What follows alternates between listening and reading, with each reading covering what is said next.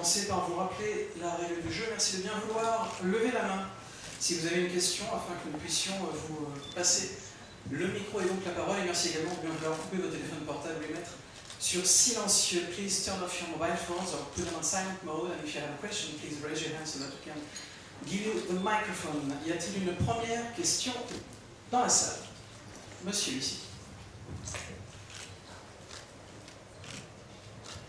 Bonjour, donc j'ai une question pour Sir Ben Kingsley. Votre rôle, même s'il est forcément très différent et aux antipodes de la liste de Schindler, on a vraiment l'impression que forcément c'est le pendant, on va dire, monstrueux de la victime que vous étiez dans la liste de Schindler. Je voulais savoir si c'était un défi pour vous que de relever donc ce rôle. Voilà, merci.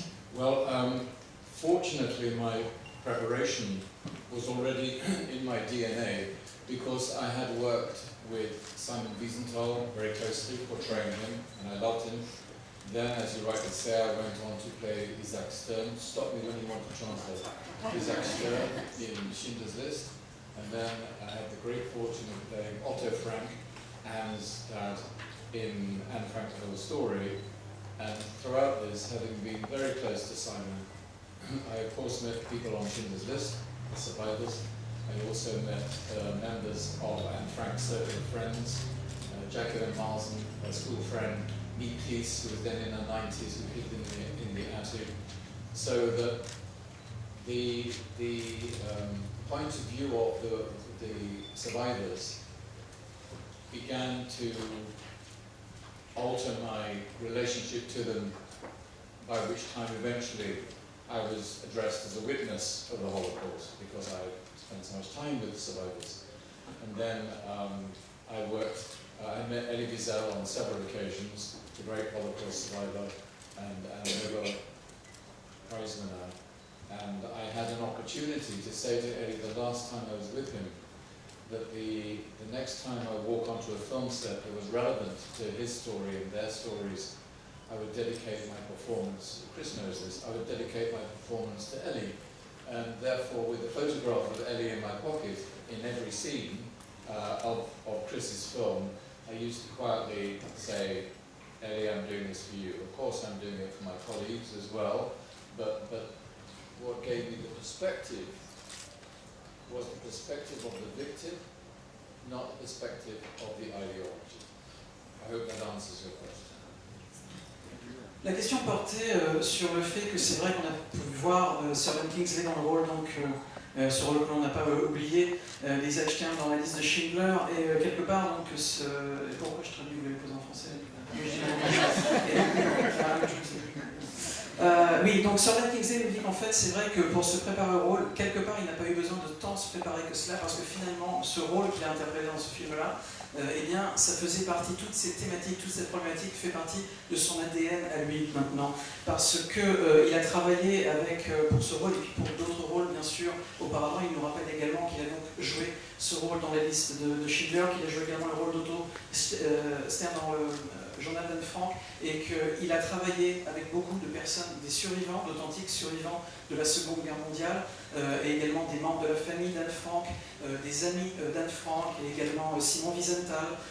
Et finalement, ça a changé son point de vue, ça a altéré un peu son point de vue, en tout cas son rapport à cette histoire et à tous ces thèmes. Parfois, nous dit-il, en fait, il a tellement interprété ce genre de personnes, il était tellement baigné dans cette atmosphère que parfois, il est arrivé qu'on s'adresse à lui comme si lui-même était un survivant de l'Holocauste et de tout ce qui a pu se passer. Il a également beaucoup travaillé, beaucoup discuté avec le prix Nobel Elie Wiesel, que l'on connaît tous. Et en fait, il en est arrivé à un tel point qu'il a même promis à Elie Wiesel, il lui a dit la prochaine fois que je serai sur un plateau de tournage de film qui va traiter de ce thème de nouveau, eh bien, je te dédicacerai, je te dédierai mon interprétation, ma performance d'acteur sur le prochain film que je vais faire.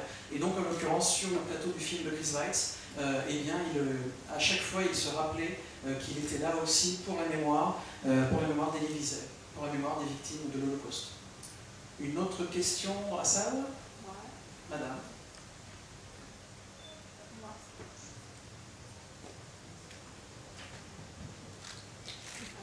Bonjour, je m'adresse d'abord à M. Sparel, parce que j'aimerais bien savoir comment il est arrivé sur le projet. Qu'est-ce qui vous a inspiré pour travailler avec l'équipe et avec le directeur, metteur en scène.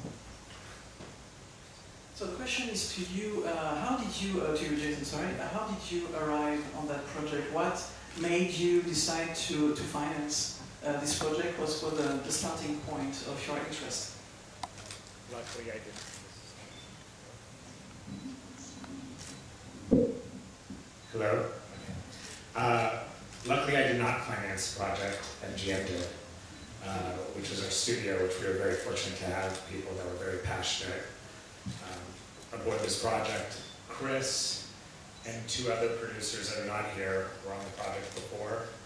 We got sent the film for Oscar and read it and had a passion for this project and wanted to help bring this story to the screen. Ce n'est pas moi directement qui ai produit le film, à vrai dire. C'est MGM. J'ai apporté le projet, moi-même et Chris, et deux autres personnes qui ne sont pas avec nous aujourd'hui l'ont produit au départ. Et on l'a apporté tout d'abord à Oscar, et on a eu de la chance parce qu'il était intéressé par le projet. C'est comme ça qu'est né ce projet. But where did you actually hear about this project at first? It was originally submitted to us for Oscar to star in. And then as the development of the project continued on, we decided to invest ourselves more as producers on the project and roll up our sleeves and kind of help bring this project to life for everybody. Et donc oui, c'est vrai que ce projet a tout d'abord été apporté à Oscar, qui a donc été finalement l'élément moteur originel pour trouver des financements pour réaliser ce film.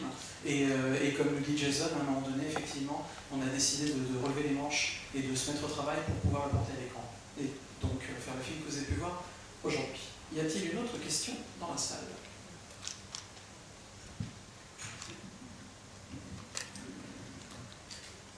Oui.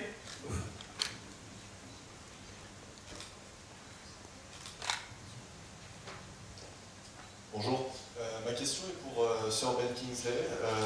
Il y a eu un autre film cette semaine, Les Frères Sisters, où Jake Gyllenhaal nous a expliqué qu'il a, pour préparer un accent, il jouait un anglais, un américain dans les années 1850, et pour préparer l'accent, il a travaillé avec un linguiste de l'université de Columbia. Je voulais savoir comment Ben Kingsley a lui travaillé l'accent d'Adolf Eichmann. The question goes to Sir Ben Kingsley. There was another movie that was shown during this festival here this year, which was The Sisters Brothers by Jacques Audiard. And one of the actors, Jake Gyllenhaal, explained that he's playing a character from the 1850 in America, and he explained that he actually worked with a linguist, a language specialist from the Columbia University, in order to have the right accent, the right pronunciation. And actually the question now is to you, how did you work in order to get this very specific German accent of Adolf Eichmann? I will address that on behalf of Sir Ben, since he did not adopt an accent for the film, nor did any of our actors. The theory, we'd agreed upon that as part of our not wanting to seem like we were making a stock or cliche villain that we're familiar with from films about the period. No one adopted an accent in this film, not the least because Israel at the time was a polyglot country that was being made out of many other countries. And we wanted to, if possible, avoid putting any kind of screen or scrim between the audience and their perception of the characters. However, having heard Chris's answer, sorry, may I continue? What is remarkable is that you heard German, and there wasn't any. This is a really interesting projection on your part, and you have absolutely the pleasure and the right to do this as a member of an audience, but it does remind me of a Laurence Olivier story where he played Richard III.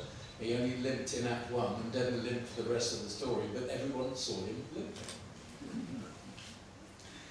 Le réalisateur Chris Weitz nous explique qu'il n'avait pas envie non plus de surjouer d'essayer de vraiment s'approcher au maximum. Il ne voulait pas en fait faire trop de mimiques pour se rapprocher du personnage qu'on connaît, le personnage historique en l'occurrence dans ce film, parce qu'il ne voulait pas arriver à avoir le cliché du méchant tel qu'on le voit dans les films. Il voulait essayer d'être le plus proche possible de la réalité. Et la réalité d'Israël à cette époque-là, c'est un pays évidemment très récent encore, et à cette époque-là, il y avait énormément de personnes qui venaient de tous les pays, de tous les horizons. Donc c'était un pays, on va dire, au niveau linguistique, un pays, c'était vraiment polyglotte. Il y avait énormément d'influence en termes de langage, en termes d'accent, d'un peu partout. Donc il n'a pas voulu, comment dire, il a dit qu'il n'a pas voulu qu'il y ait une espèce d'écran entre les personnages, en tout cas l'interprétation des personnages tels que vous avez pu les voir, et le public. Donc c'est pour ça qu'ils n'ont pas été trop loin dans cette direction-là. Et Sir Ben Kingsley nous rappelle également que cela participe également de l'interprétation, en tout cas de la vision que vous avez en tant que spectateur du personnage que vous voyez sur les rappels, notamment cette anecdote du célèbre comédien Laurence Olivier, qui a interprété Richard III pendant assez longtemps sur la scène d'un théâtre, et puis à un moment donné, une fois, il a boité pendant son interprétation. Mais à partir du moment où il a boité juste une fois, après, absolument tous les spectateurs de toutes les fois où il a réinterprété Richard III étaient persuadés qu'il allait boiter. Alors en fait, il a boité juste une fois. Mais il suffit parfois de juste une fois pour marquer durablement l'esprit des gens. Donc pour éviter de marquer trop l'esprit des spectateurs, ils n'ont pas voulu aller trop loin dans cette direction-là. Madame, ici, premier rang.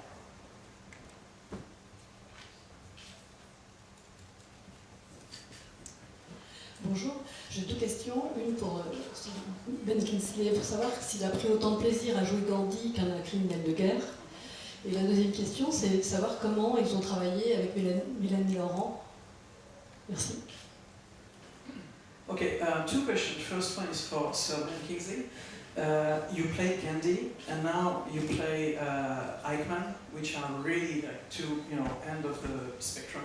And maybe you can reflect on your experience. What gave you the biggest pleasure as an actor? With which character? And the second question would be for everyone at the table. How did you actually work with Mélanie Laurent? Maybe you can explain that. The producer, director. Who knows? Well, I think the second half of the answer certainly belongs to Oscar. He had wonderful scenes with her. I have, Madame, played many men that I have loved. Gandhiji, Simon Wiesenthal, Isaac Stern, Otto Frank. I love them. The difference is that, in this case, slightly counterintuitive. I had no relationship whatsoever with Adolf Eichmann. Imagine I'm a painter, a portrait artist. He's sitting in the corner of my studio, over there. My canvas is there. My brushes are here. It goes straight from him to the canvas, to the camera. So I had to distance myself, but observe from a distance very, very carefully. As I said earlier to your colleague, my perspective was that of the victims, not of his ideology. I'm sure Oscar will tell you how much he dealt with working with Mélanie Laurent. Yes, Mélanie was such a wonderful addition to our cast. It was a very tricky role, tonally for the film as well. So we needed someone that could be both tough but also had that vulnerability. And she really does, is the only character in the film that really, I guess other than Eichmann, that really confronts Malkin and tries to really understand what it is he's doing. She's the only character that Malkin confesses to as well, and admits that his fear and his misgivings about speaking to Adolf Eichmann. And again, there's also this history of this love that's been lost, and so that was a very important character. I know we talked so much about who would play that role, and when Melanie showed interest, we were all very, very excited. Also because it does also show the diversity of Israel at the time as well, to have someone like that on the team. Also her personal history and her emotional investment in the story was incredible to have as part of the film. Tout d'abord, Sir Ben Kingsley nous rappelle qu'il a interprété beaucoup de personnages différents. Il y avait certains personnages avec lesquels il avait un lien peut-être plus fort, etc. Mais ça reste un comédien. Il n'a pas, évidemment, de lien direct avec Adolf Eichmann. Il n'y a pas grand-chose qui le lie à Adolf Eichmann. Mais quelque part, il utilise cette image, c'est juste, il utilise, imaginez un peintre dans son atelier. Il y a le peintre dans un coin de l'atelier. Dans le coin opposé, il y a son modèle. Et puis au milieu, il y a la toile avec les pinceaux. Et les pinceaux, en l'occurrence, on va imaginer que c'est Chris Weitz. Et lui, il est là pour interpréter sa vision du modèle donc, de Eichmann. Mais c'est tout. À partir de là, on peut vraiment très bien comprendre qu'il puisse l'interpréter, encore une fois, sans qu'il y ait trop d'investissement personnel dans la personnalité d'Adolf Eichmann. Et en ce qui concerne la question sur Mélanie Laurent, Oscar Isaac nous dit que c'était vraiment un véritable... j'oublie le mot en français.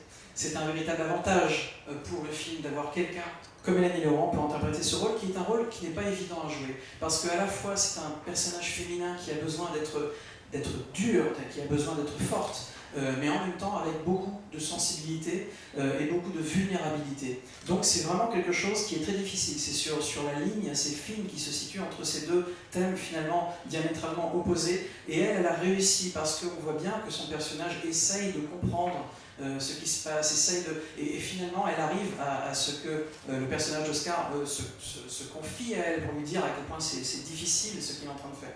Donc vraiment, et elle exprime également cet amour perdu, elle exprime beaucoup de choses, et c'est vrai que c'était vraiment un rôle difficile. Ils en ont beaucoup parlé au début du film, quand ils ont préparé le film, ils ont beaucoup discuté qui pourrait jouer ce rôle, et finalement Mélanie Laurent a très bien pu le faire aussi de par son histoire personnelle, de ce qu'elle a pu apporter, de son investissement émotionnel, autant de choses qui lui ont permis d'interpréter le rôle avec le plus de justesse possible.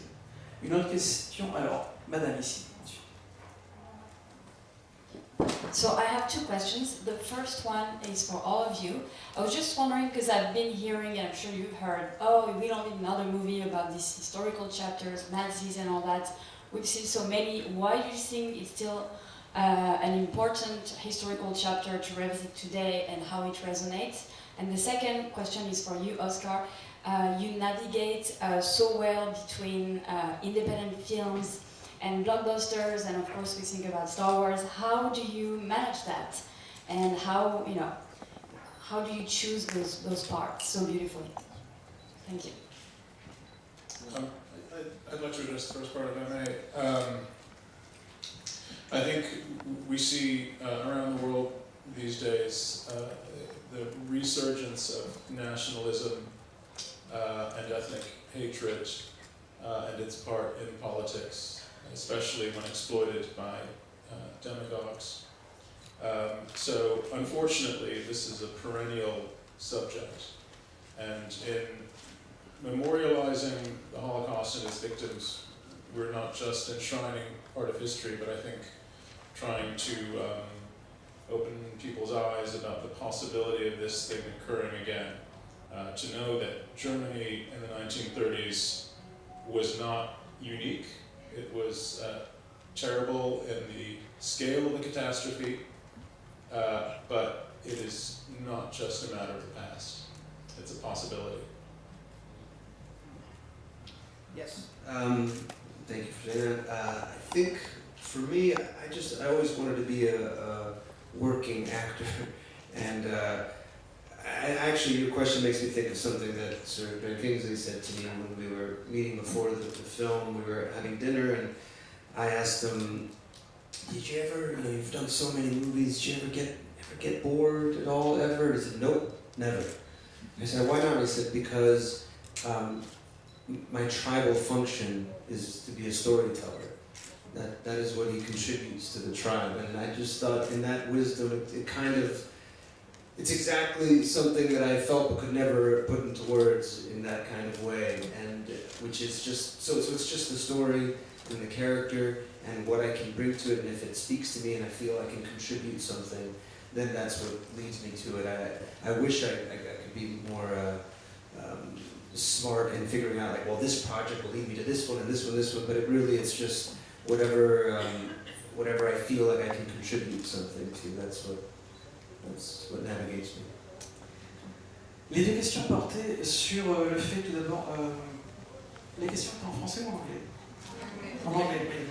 Les deux questions portaient, la première question c'était, c'est vrai qu'aujourd'hui on a tendance à se poser la question, il y a certaines personnes qui disent « Oh non, encore un film sur la Seconde Guerre, encore un film sur les nazis, etc. etc. Est-ce qu'on en a vraiment besoin ?» Donc qu'est-ce que les personnes autour de cette table ont à dire à ce sujet?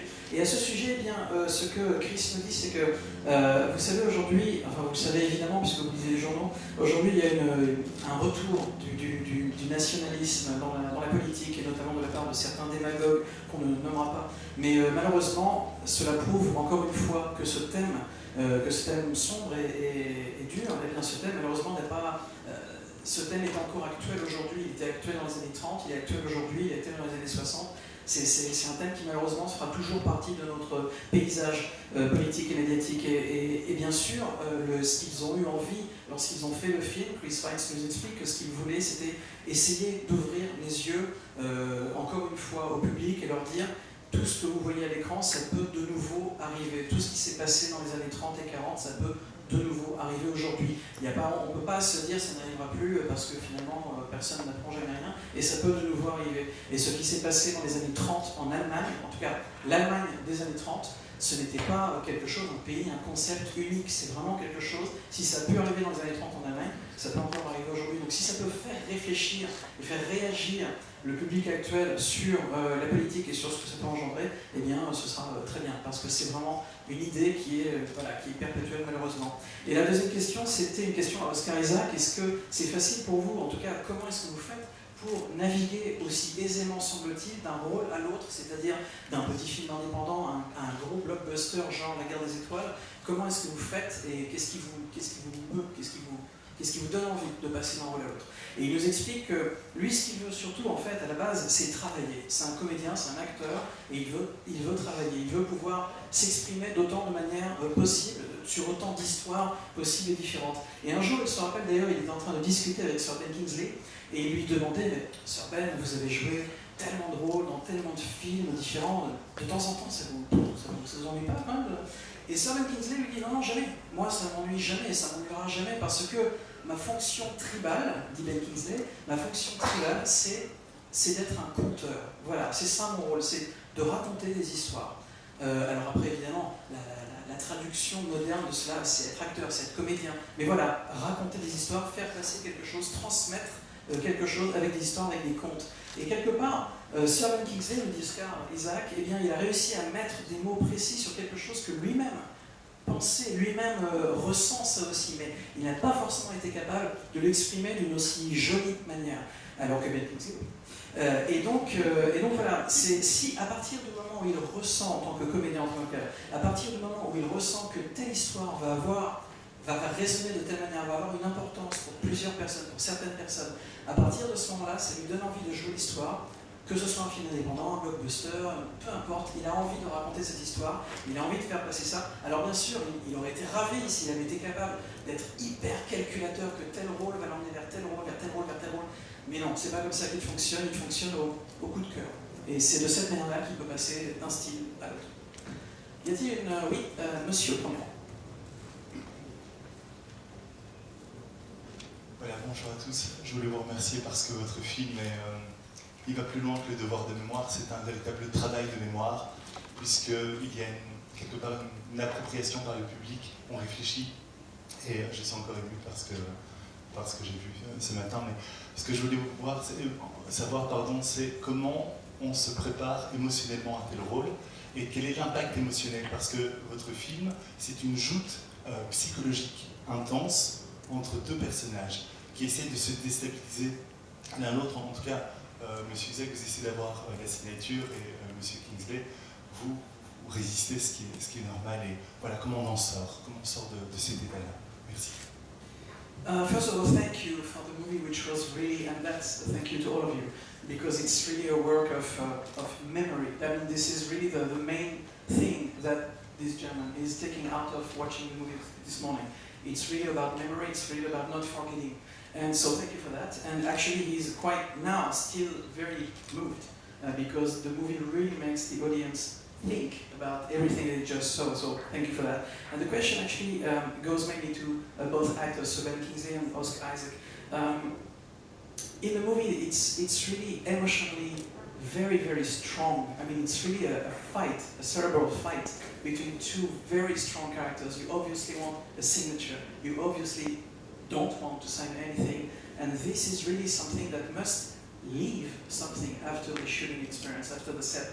Something must still linger inside of you, and maybe you can talk to us about how could you eventually get out of this role and you know, leave it behind you. Maybe you can explain us. For me, reading Peter Malkin's autobiography, where he speaks about the capture and those days in that house, in the room with Adolf Eichmann, really helped to understand what was happening to him emotionally, and to try to allow myself to approach those feelings. I think at the heart of it, it's this idea where you have these huge symbolic things, you know, the symbol of the destruction of his people, sitting there as a man in front of him, and the complexity of emotions that he was feeling, seeing that, the disappointment in a way that he's just this frail human being and not some god, some monster. It's almost even more shameful that this is the person that perpetrated this. Having that feeling. Also, at the same time, being so close to him and being able to ask questions, even though he wasn't supposed to. He was only supposed to be the guy that grabbed him. He wasn't supposed to ever talk to him. But his natural curiosity, because he was an artist as well, I think he wanted to talk to him. He wanted to try to understand. And I think deep down he wanted him, Eichmann, to see Malkin as a human being and to persuade him that he was a human being, to look at him that way. And so there was so much happening there. And for me, that's why I wanted to do the movie, to be able to explore those things and to really figure out what was happening in that room, and also the courage it took for him to treat him as a human being, to decide to bring him wine, to give him cigarettes, talk to him, to hear his story, obviously for the purpose of getting him back to Israel, but I think to relate to the monster as a human being, I think that took so much incredible courage. Now, the actual doing of it, for me, I know it sounds strange, but it was very enjoyable because it felt like playing incredible tennis with an amazing partner. You know, we were back and forth and trying something and adjusting to it and figuring it out and just always right on the line. And so that was thrilling. It was thrilling to do that. So there wasn't a need afterwards to feel like I needed to psychologically decompress or that it had taken something out of me. It felt like play. I was going to wait for you to translate. No problem. Oscar Isaac nous dit que lorsqu'il a lu l'autobiographie de l'authentique Peter Malkin, ça l'a beaucoup aidé parce que le récit de la capture, le récit de ce huis clos qui a duré finalement assez longtemps, psychologiquement très dur entre les deux personnages, c'était vraiment très bien écrit et ça l'a vraiment aidé à pouvoir rentrer à l'intérieur de tout ce qui s'est passé, rentrer à l'intérieur de l'esprit de Peter Malkin en tout cas, et sans aucun doute rentrer à l'intérieur de l'esprit de Eichmann. Mais c'était très important pour lui, c'était très, très lourd également pour lui de se retrouver dans ce décor, d'être assis en face un homme qui était à l'origine de tant de morts, de tant d'horreurs, et se rendre compte finalement, et quelque part il nous dit, on est presque déçu de se rendre compte que cet homme, évidemment ça se passe dans les années 60, hein, ça fait déjà, à cette époque-là, ça fait déjà beaucoup de temps qu'on parle de lui, qu'on le voit vraiment comme le monstre qu'il était clairement, et que tout à coup on se rend compte qu'en fait, c'est un être humain, et en plus un être humain un peu chétif, un peu assis comme ça dans un coin, et c'était vraiment quelque chose de psychologiquement incroyable pour lui, de pouvoir interpréter ça et de se rendre compte à quel point on ressent surtout une espèce de honte pour lui, pour la personne qui est assise, pour Adolf Eichmann évidemment, c'est vraiment une honte de se dire mais comment c'est possible quoi. Mais en même temps c'est vrai que c'était intéressant lorsqu'il se met dans la peau, dans la tête de Peter Malkin, c'est vrai que c'est intéressant de voir de comprendre qu'on peut aussi avoir envie de lui parler comme un être humain, de lui apporter une bouteille de vin, d'avoir cette humanité, de ne pas perdre l'humanité face à un monstre pareil, de lui apporter des cigarettes, d'essayer de vraiment de comprendre ce qui peut se passer dans la tête d'un être humain finalement lambda. Et c'est cette persuasion qui était vraiment quelque chose de très intéressant pour lui. Mais encore une fois, il nous dit après, est-ce qu'il a presque été traumatisé entre guillemets par le rôle, est-ce qu'il a eu besoin psychologiquement? Non, parce que ça reste aussi un acteur, et ça reste un jeu. Et quelque part d'ailleurs, il nous dit, puisqu'on parle du jeu, il nous dit que même si les rôles étaient très durs, et même si le personnage interprété par Sir Ben Kingsley, évidemment, était affreux, ça restait quand même quelque chose de très très très agréable en tant que comédien, en tant qu'acteur, sur son travail, de pouvoir échanger comme ça, d'avoir un tel duel psychologique aussi intense avec un acteur de cette trempe-là, c'était absolument formidable. Et non, il n'a pas eu trop de difficultés à se détacher du rôle une fois le tournage terminé. I personally am very touched by your response and your use of the word memory. I carried in my pocket a note written to me by Elie Wiesel, and I did dedicate my performance to Elie Wiesel. And the note described me as a lover of truth and memory. And your affectionate and profound use of the word memory, for me, is a beautiful circle that's just turned. We, Oscar and I, were able to create in the moment, which is remarkable. We brought very little preconceived ideas, immense meditation, free thought, but no gesture or intonation was ever rehearsed in the bathroom and brought to the film set. We were two, as Oscar beautifully puts it, spontaneous gladiators, pushing this beautiful story back and forth between us. But we do have here a producer and a director. The working conditions we were offered were sublime. And when dear Chris wrote to me, I offered my response to the film. And I personally, I know I'm talking on behalf of Oscar as well, told dear Chris, every single gesture and nuance I offered to his camera is in the film. Nothing was not seen by this man. And the working conditions given to us by you and your colleagues made this acting in the now, which sounds rather existential and easy, it's not, made acting in the now absolutely possible. So you find on camera two men literally discovering one another as the cameras turn, which I thought was thrilling. La réponse de Sir Ben Kingsley, c'est tout d'abord, Sir Ben Kingsley avoue qu'il est lui-même ému par votre sentiment, le sentiment que vous avez eu en voyant le film, par le fait que vous soyez ému, parce que il répète ce qu'il avait dit déjà tout à l'heure, il avait toujours dans sa poche une petite note d'Elie Wiesel, et en fait, Elie Wiesel, donc, à qui le film est dédié, et en fait, sur cette note, il y avait tout simplement une phrase d'Elie Wiesel qui décrivait Sir Ben Kingsley comme étant quelqu'un qui était absolument intéressé de manière primordiale par la vérité et par la mémoire, par sa recherche de la vérité, la recherche et la sauvegarde de la mémoire. Et la même façon dont vous avez utilisé le mot mémoire a vraiment eu un écho en Sir Ben Kingsley tout de suite, et il précise également que lorsqu'ils ont fait le film, lorsqu'ils ont approché le tournage du film, Oscar Isaac lui-même n'avait pas d'idées préconçues sur la manière dont ils allaient interpréter le rôle.